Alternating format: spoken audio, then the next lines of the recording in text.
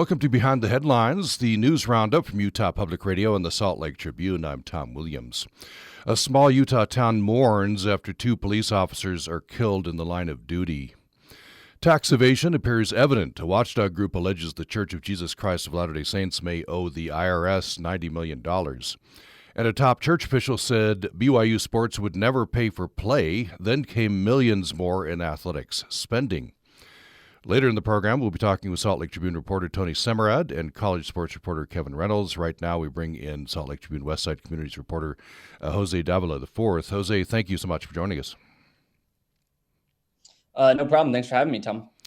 So several people have been reporting on this, right? Clarissa Casper, Sean Means, and yourself. Just tragic events Sunday night. The community, coming out. So wanted to talk about this. So I guess that outline for us what happened on Sunday night in Tremont. Well, police officers responded to a series of 911 calls and hangups in Tremont neighborhood at about 705 north and 200 east, and there a man was involved in a domestic disturbance with his wife, and so the officers were trying to investigate the scene, and as they were doing so, the man, who we now know is Ryan Michael Bate, a 32-year-old, opened fire, shooting the first officer to arrive, shooting and killing the first officer to arrive as he was trying to talk to Bates' wife, who seems to be the victim in this case, or the victim of the initial calls. And then a second officer arrived. He too was going to go respond and help the fallen officer. And he too was shot and killed. The department and investigators have not said who arrived first, which officer arrived first. But we do know their names are Sergeant Lee Sorensen of the Tremont and Garland Police Department, a 16-year veteran of that department. He grew up in Garland, recently had won a couple of awards from Tremont and Garland. And the other was Officer Eric Estrada, who has just started actually working at the department this year, but had a law enforcement career in Logan and North Park, and in the Box Elder County Sheriff's Office before this. Then right after that, a Box Elder County Sheriff's deputy, Mike Allred, showed up. He, in his car, he was injured by a gunfire. His canine was as well. The canine's name is Azula. But he was only injured. He was able to make a call for backup. And the detail that we got today or early this morning was that then Bate was subdued and taken into custody. Mm. Do we know how the injured officer and the canine are doing? They are doing well. They had surgery that night and are both basically more or less recovering at home. They seem to be doing well, all things considered. Of course, the community is very shaken, right? Not only Tremont in that area, but the entire state. So there were vigils, right? People lining the highway and the streets as the officers' bodies were taken first to Taylorsville, I understand, for the medical examiners, and then to Garland and Logan, respectively, to the funeral homes. Correct. Yeah. There have already been numerous kind of tributes and honors to the fallen officers.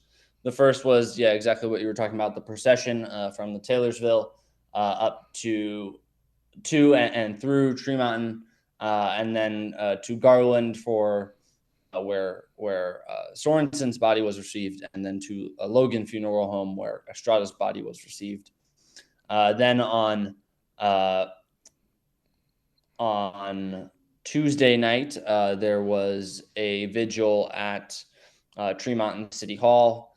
And then I believe on Wednesday, there was another event honoring the fallen soldiers the fallen police officers at the Box Elder County Fair, where there were 2 horses without riders as part of the sheriff's posse there.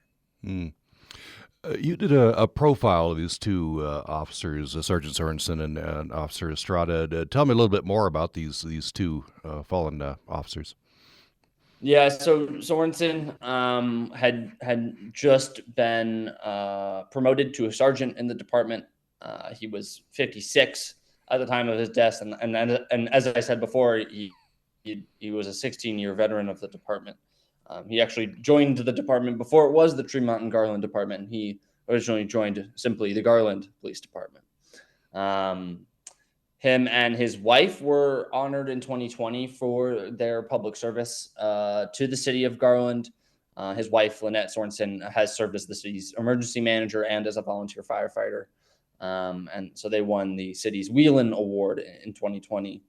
Lee Sorensen, the officer, also recently won a Distinguished Service Award from the Tremont Fire Department for his support to their workers on calls. And one thing the officers shared in common was in their free time, it seems like they both enjoyed fitness and workout events. Sorensen liked to do Spartan races, which are like these obstacle course race events. Estrada started his career with the Logan Police Department in 2017. Like I said before, worked for a couple other places. He enjoyed doing CrossFit, which is kind of a more high intensity kind of functional workout brand of gyms and classes. One resident commenting on the police department's Facebook page recalled how Estrada had given her kids stickers recently, and another called him the nicest officer in Box Elder. He worked for the police department's community outreach team as well. Mm-hmm. He's survived by his wife and his 2 children. So Sergeant Sorensen apparently was lauded by at least one person on a Facebook post for extra mile he took for victims of domestic violence. And this whole case, these deaths highlight how volatile these cases can be, as officers are reporting, to those cases. Yeah, domestic violence cases are kind of almost cauldrons of uncertainty because basically emotions are running particularly high. There's a lot of uncertainty about exactly sometimes how to handle these cases, and that also becomes true once they do make it to the court. And so it is one thing that police officers generally widely recognize as calls that they want to take more precautions for and try and keep a level head. And so, in this case, Bate had been arrested on domestic violence charges at least 2 times prior to this in 2021 and 2024. In one of those cases, he reached a plea deal with prosecutors and went on probation and paid a fine.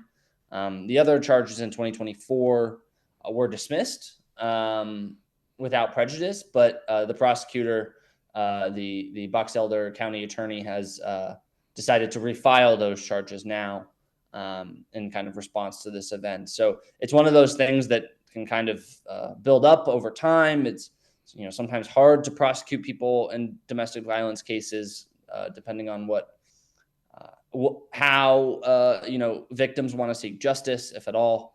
And so this is one of those cases where it seems like this built up over time and led to what was a particularly horrific tragedy.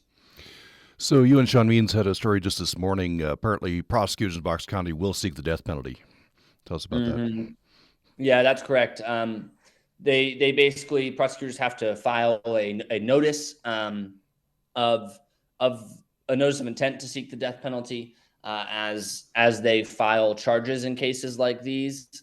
They basically lay out their cards on the table. That is in relation to the two aggravated murder charges, which are capital offenses in the state of Utah against Bate.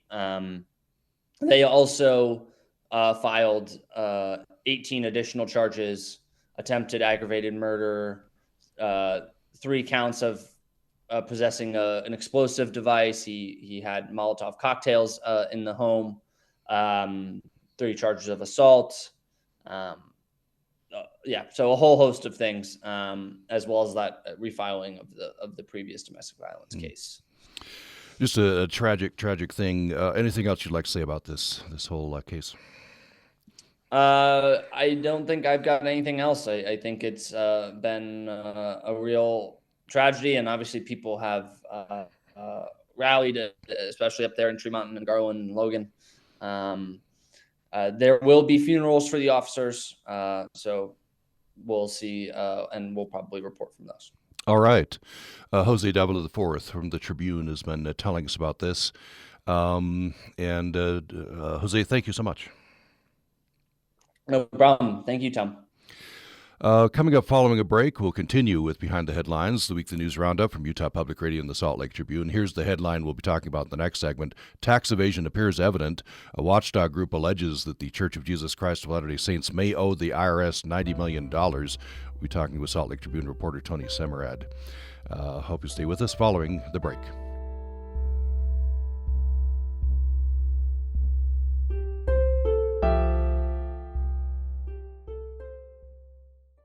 You're listening to Behind the Headlines, the weekly news roundup from Utah Public Radio and the Salt Lake Tribune. I'm Tom Williams. This part of the program, we'll be talking with Salt Lake Tribune reporter Tony Semerad. Tony, thanks for joining us. Thank you, Tom. Here's the headline. Tax evasion appears evident. A watchdog group alleges the Church of Jesus Christ of Latter-day Saints may owe the IRS $90 million. So we want to talk about this. Also, a second story, if we have time, a quarterly report from Ensign Peak Advisors. This is an allegation, I guess, and according to a study from the Widow's Mite report. Tell us, first of all, what they are.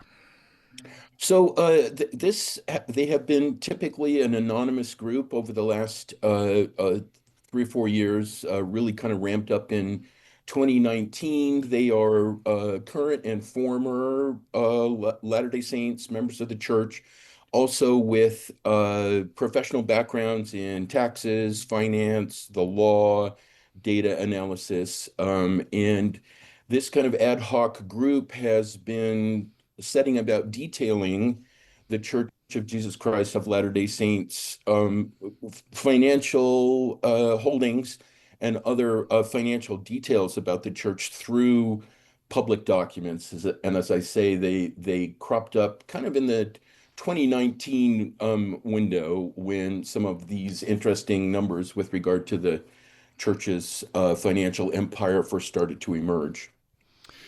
What does the Widows Mite say? What do they allege or think is highly likely according to them? Well, so this is, in a way, a kind of a triangulation analysis. They focused on 2 sets of public documents. Again, these are disclosures that are required of Ensign Peak Advisors. One, they've been doing quarterly since about 2020, which is a report to the U.S. Securities and Exchange Commission of their basic stock holdings, what's held inside Ensign Peak Advisors. And for a particular period of time, those assets were being held through shell companies. So these also reflect those stock holdings reports. The other set of documents are what are called 990T, which anybody in the kind of nonprofit world will recognize. These are forms that nonprofits file with the IRS also. And so between those two sets of numbers and sets of data, Widow's Mite started to detect some discrepancies in about a year-long study. They kind of analyzed what the church was reporting in terms of what it held, but then also what it was reporting with regard to income from those holdings. And that's where this apparent underreporting began to surface. How much money are we talking about in terms, and then how much taxes would I guess the church owe on that if this is true? Well, there's a big range in there. There's it could be the underreporting of this taxable income through these special kinds of stock holdings. The underreporting itself could be in the range, according to Widow's Mite, of between 200 million and 450 million. And the potential income tax tab on that would be in the range of 40 million to 90 million. That's at least what's alleged. What is the church saying about this? Well, so we put very specific questions to them with regard to these investments. And again, they're called publicly traded partnerships. There are about 30 of them in Ensign Peak's portfolio. They're basically saying that the Widow's Mite's findings are wrong, that they're based on incomplete data, and that they're kind of speculative. And they also say that, the Ensign Peak's tax returns, the Salt Lake City investment firm's tax returns, are prepared by, top world-class independent accountants with a lot of safeguards sort of built in. And so they're uh, basically saying they did not violate the law, and that they believe in obeying, honoring, and sustaining the law. Now, Widows Mite, you say, have operated anonymously in the past. Who's quoting from your story, for this latest tax study, they enlisted Spencer Anderson, assistant professor of financial accounting at Indiana University's Kelley School of Business, to audit its methods and findings and act as a spokesperson. So what does Spencer Anderson say?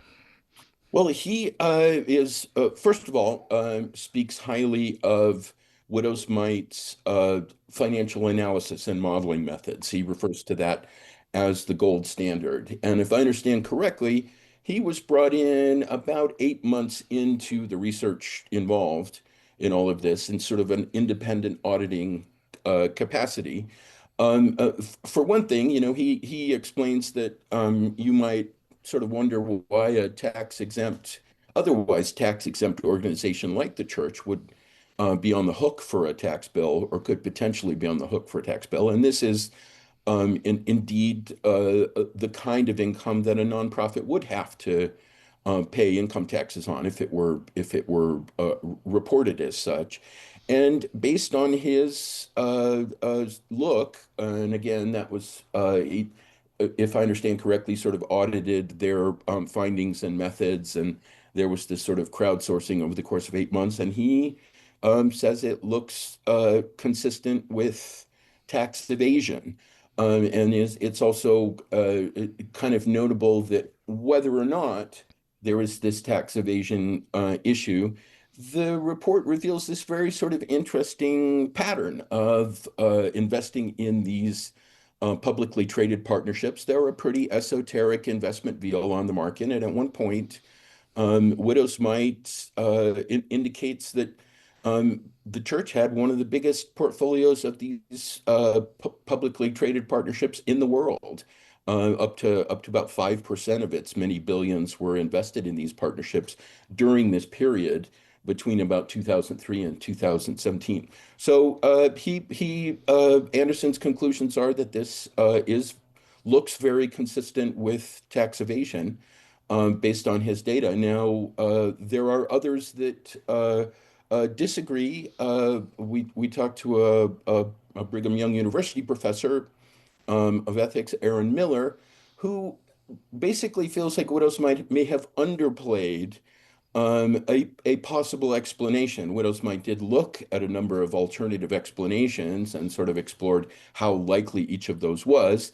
And Mr. Miller, Professor Miller says, look, there were big changes in the tax code right around this same time in 2018 when Ensign Peak suddenly started reporting a lot more income from these investments when its information on its portfolio started to leak out. And according to Professor Miller, the church could have very easily gone to the Internal Revenue Service sort of privately, said, hey, look, we may have misreported this, and they could have paid this tax bill offline, if you will, in a way that isn't reflected in their public 990T filings. And according to Professor Miller, that is as likely as any explanation that was considered in all of this. Nonetheless, Widows Might, which did sort of explore that possibility, ruled it out as highly unlikely based on the data. Couldn't rule it out that Ensign Peak may have secretly paid in full somehow, but the church declined to answer the Tribune's direct questions on those alternative explanations.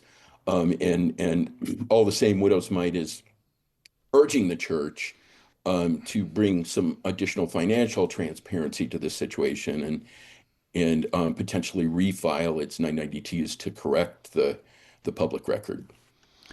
I guess this BYU professor points out that if there was an adjustment to the church decided, well, we owed more taxes and approached the IRS, that kind of thing is generally kept private, I guess. So we wouldn't know. There wouldn't be any public statement on that. Yeah, that under that specific scenario, that's correct. Yeah. Now Anderson, who's speaking for the Widows Might, he kind of connects this particular issue back to to those shell companies, etc. And that's the Ensign Peak advisors and the church did admit wrongdoing, right? Paid out fines to the SEC. Maybe review briefly that history.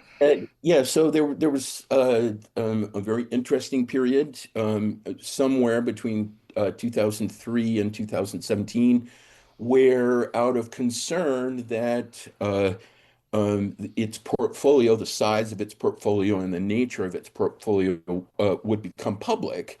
In other words, in an attempt to sort of keep all that information secret, Ensign Peak, it is now documented in the Securities and Exchange Commission settlement. Ensign Peak created a series of shell companies through which it owned pieces of this portfolio, which at that point was around 30 billion, but somewhere between 30 and 40 billion dollars. So the portfolio was in effect broken up amongst these 13 shell companies, and that's of course what Ensign Peak and the church both acknowledged in the settlement in 2023 with the SEC. They paid substantial fines, at 4 million by Ensign Peak and 1 million by the church for these reporting violations. And Professor Anderson's kind of theory is that Ensign Peak was already kind of in the business of obscuring this information from the SEC, and they may have felt the need to sort of also deceive the IRS with regard to these investments. So it may have been part of the same sort of impulse towards secrecy, according to Professor Anderson. This is a period up to about 2017, right? Thereafter, more transparency, certainly after this settlement, I guess. Well, in the 2018 window, there were starting to be inklings of this shell game, and that came out. And then, of course, the IRS whistleblower, which is, whose sort of information and revelations are in the background here, he came out at the end of 2019. So the curtain, if you will, was starting to be lifted at that point. Mm-hmm. And what Widows Might documented was, okay, yeah, and all of a sudden there was a big change in how income from these specific investments, these PTPs, was also reported. And so the timing there is at issue. I'm wondering if this is not part of this report. I'm just wondering, I don't know if you know, if Widows Might is satisfied with the current measures to be transparent from the church and from Ensign Peak right now. I would most definitively say no. Widows Might, the Widows Might report is, if nothing else, a call from its authors for additional financial transparency. Mm-hmm. Even now, after as of the current date. Okay, I just want to read a couple sentences from the church's statement.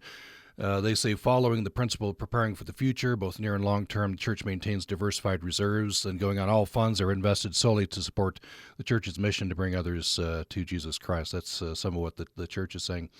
Anything else you'd like to say about this this story before we move on to the quarterly report? Well, it actually segs pretty well towards the quarterly report. This is another iteration of the church's kind of explanation of why it's retaining the investments, the operating businesses, and the land holdings that it does, which by Widow's Mite estimates are somewhere on the order of 235 billion nowadays, to 293 billion as of last year, and growing towards $1 trillion somewhere around within the next 25 years. So the church views those both as short, medium, and long-term investments on behalf of its members. So according to this quarterly report, what Ensign Peak Advisors, where are they investing the church's money? It's an expansive portfolio, somewhere north of 1,600, 1,700 individual stock, bond, mutual fund holdings. There are other kind of more esoteric index-related funds, country-specific related investment funds. It's a wide range of stocks, bonds, and mutual funds, hedge funds, that sort of thing. At this point, holds about 58.4 billion as of the second quarter of this year, and has some pretty massive stakes in some of the big blue chip companies. The big holders of stocks like Apple and Amazon and Facebook and Nvidia, the chip maker, who is sort of dominating the technology supporting artificial intelligence these days, is now the portfolio's biggest holding at $3.9 billion. This reporting shows that there's a low point. I guess many investors and companies were at a low point during COVID, right? Now a rebound. Yeah, not only a rebound, just about double what it was at that pandemic low at the first of 2020. This portfolio has done very well over those years. Now you have a sub headline here. How did Ensign Peak perform compared to the S&P 500? What's the answer there?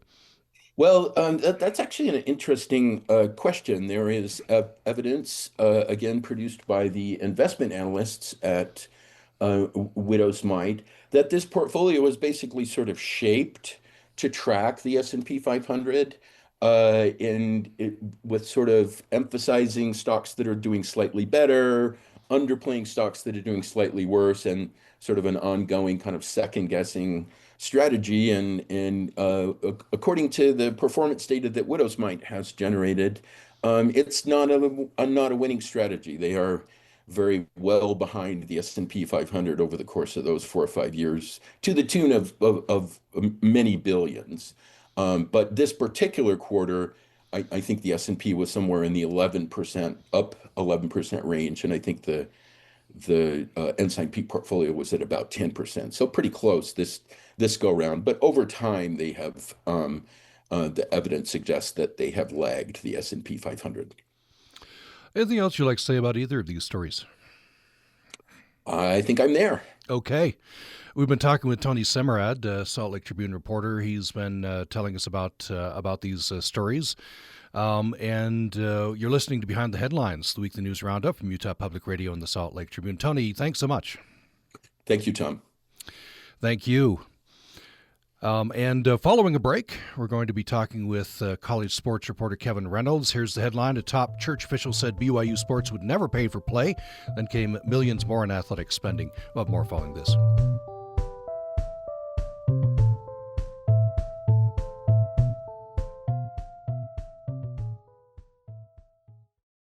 You're listening to Behind the Headlines, the weekly news roundup from Utah Public Radio and the Salt Lake Tribune. I'm Tom Williams. Here is the headline we'll be talking about in this segment. A top church official said BYU sports would never pay for play.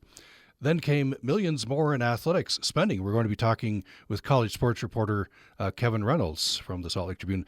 Kevin, thanks so much for joining us. Yeah, thanks, Tom. Thanks for having me.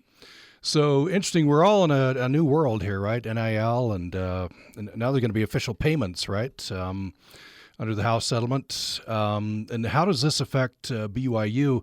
So you begin your story talking with Tanner Wall. I guess he's now playing for BYU, right? Football.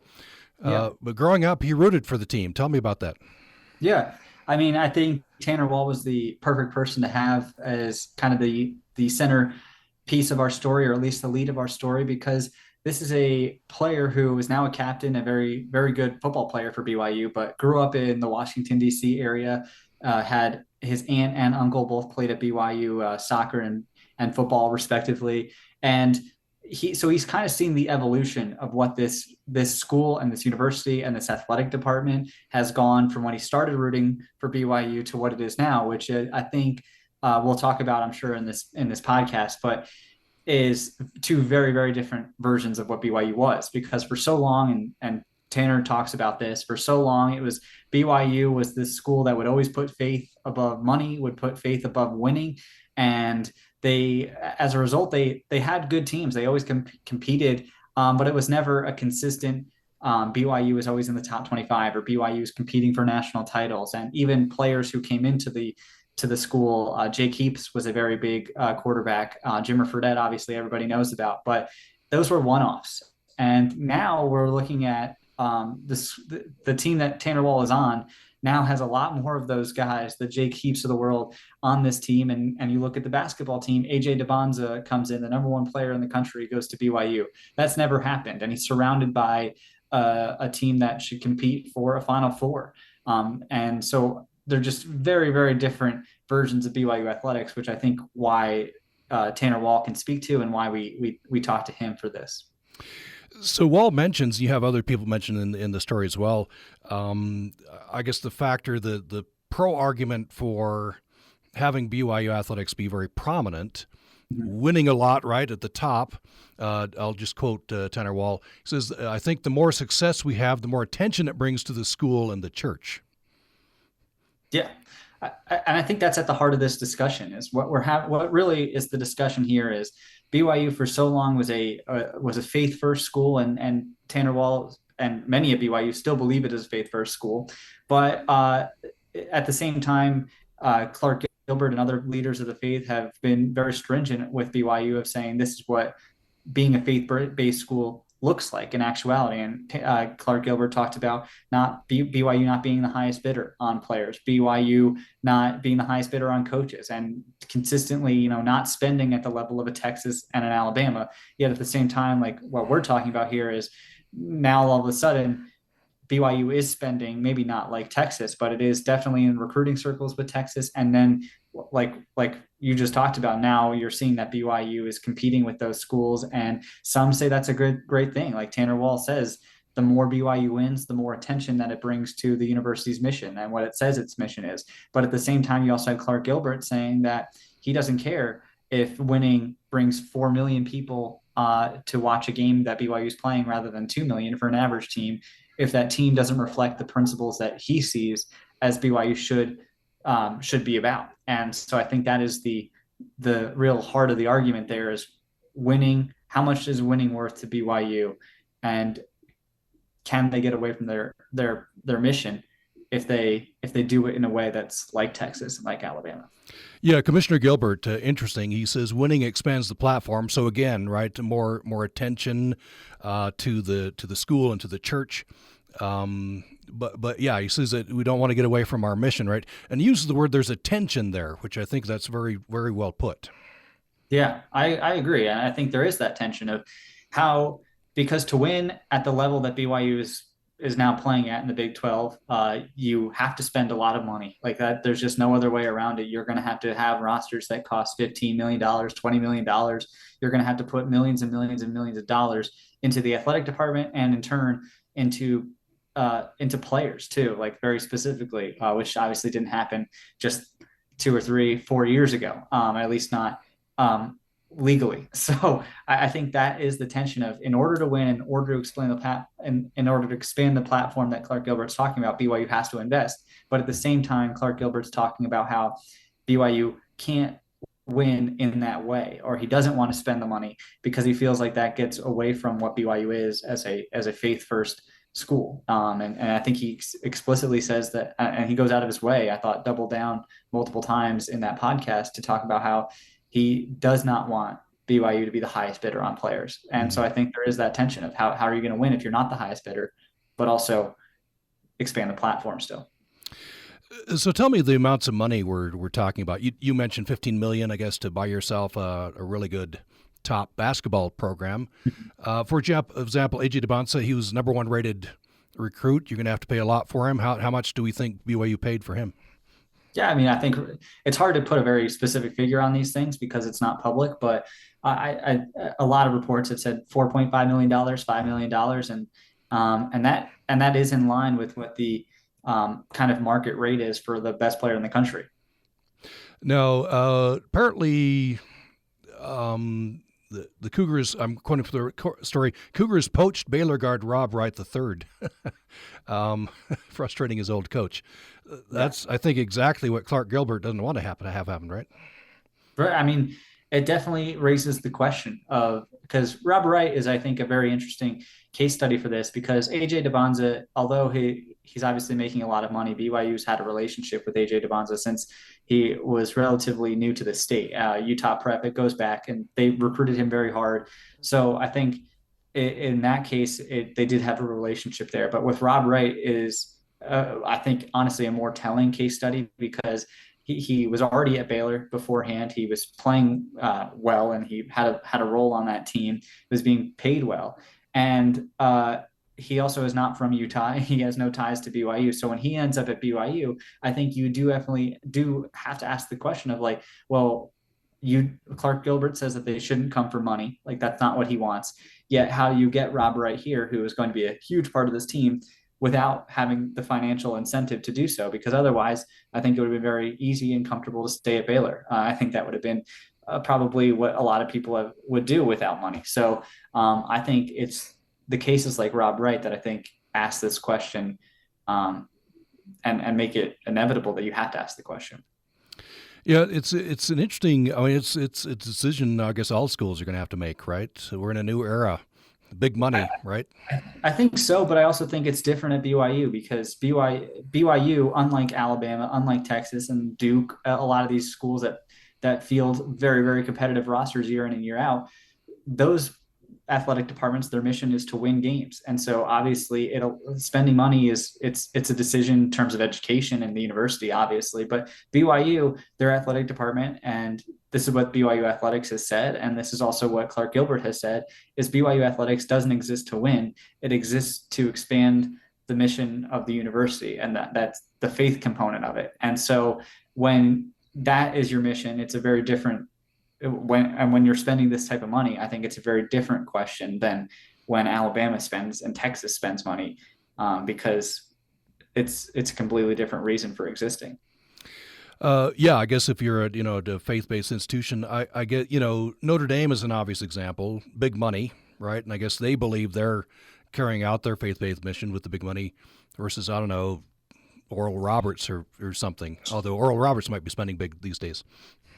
Yeah, well, but again, I do think, like Notre Dame, BYU has a very different relationship to their faith than even Notre Dame, I'd say. I mean, because we're here in Salt Lake, and obviously the power center of the church is in Salt Lake, and BYU is directly overseen by leaders of the church. Like, Notre Dame isn't overseen by the Vatican, and so I think it is a little bit of a different. That to me is a very big distinction, because BYU is very much tied to the actual center of the faith, where Notre Dame obviously is Catholic and it's a Catholic university, but it's not in the Vatican, and its leaders aren't in the Vatican. Yeah, very, very true. You talked to Mark Buchanan, lifelong BYU fan. You quote him as, or you describe him as looking at BYU's ascent with a side eye. What are his concerns? Yeah, no, I think this is an interesting. I think Mark. It's obviously really hard to put a pulse on what every fan believes, but Mark is a lifelong BYU fan, and he has traveled to games. He went to BYU. He's sending his kids to BYU. So this is a guy who really loves the university. And he's grown up a fan of BYU. And he talks about how when he was a freshman, he would have loved BYU to be competing at this level and have AJ DeBonza there and everything. But now, as he's gotten a little bit older, and now he's worried about the mission of the school as he sends his children there. He's wondering, does this really fall in line with the mission? Does this and with what the mission of BYU is? And so I think he has kind of looked at it as, I don't think he's necessarily saying in this story that he's unhappy with BYU competing. I think he roots for BYU, but I think it is this.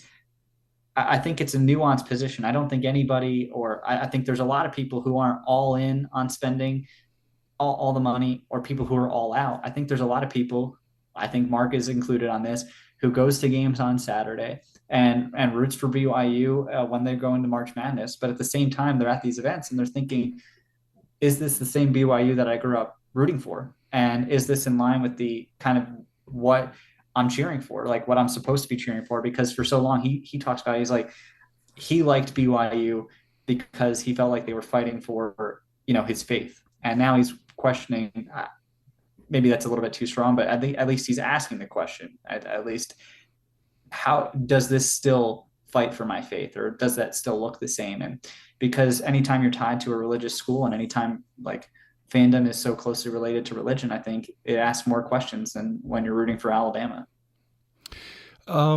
You quote in here Commissioner Gilbert. He quotes questions that he's had to him, I guess, right? He says, I have others who say we're the Church of Jesus Christ on the earth. We care about repentance and the gospel. We're helping poor people around the world. How can we be spending this much money on a game? I don't know if he directly answered those questions after he posed them, but how would others in your story answer those, do you think?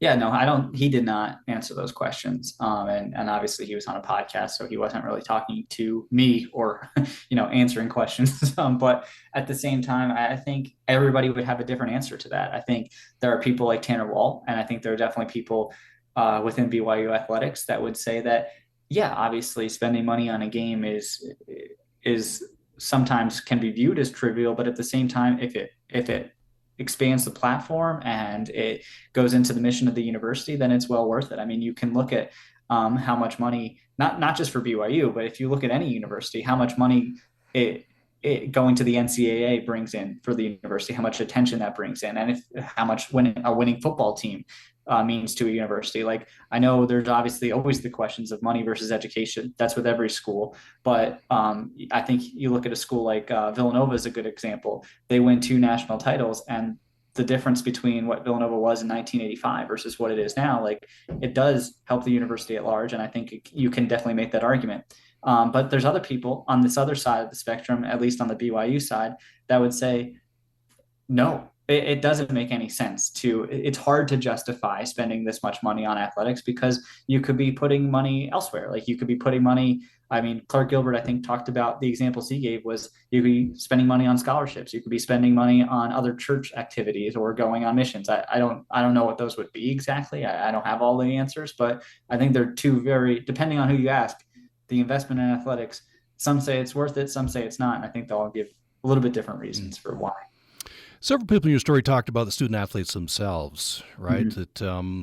That on the one side, AJ DeBonza, might have cost $4.5 million to get here, but he's got to abide by the honor code, right? He's required to take religion classes. There's service projects. He'll get the BYU experience and hopefully represent BYU well. Mm-hmm.